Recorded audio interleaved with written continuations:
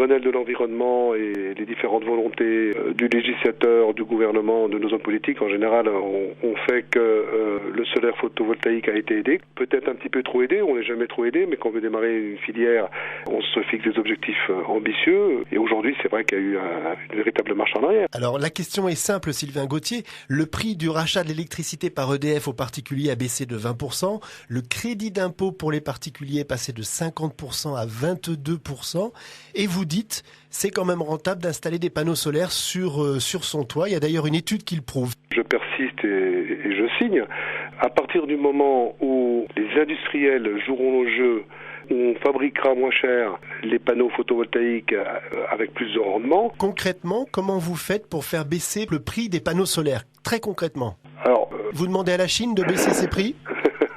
Personnellement, j'ai toujours fait pour mon groupe mes achats en Europe et plus particulièrement, on va dire en France ou dans un pays très proche, frontalier.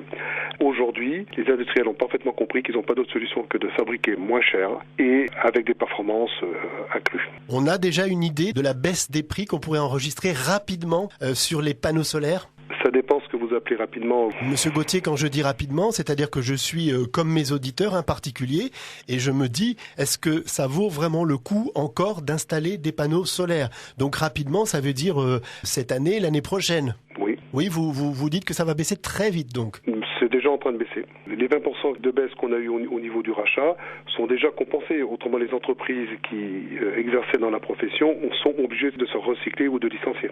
Alors deuxième question, la main-d'œuvre pour l'installation, vous allez restructurer vos entreprises pour que le prix de la main-d'œuvre baisse? Également. C'est-à-dire? Oui, il nous fallait 3 techniciens, on n'en mettra que 2. Donc c'est effectivement des pertes d'emploi, on n'a pas d'autre solution. Aujourd'hui, chacun est prêt à faire un effort, nous dirigeants d'entreprise, nos salariés.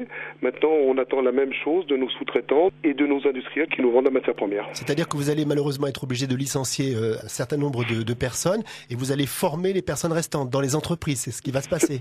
C'est ça. Aujourd'hui, j'ai plus de 200 salariés dans mon entreprise.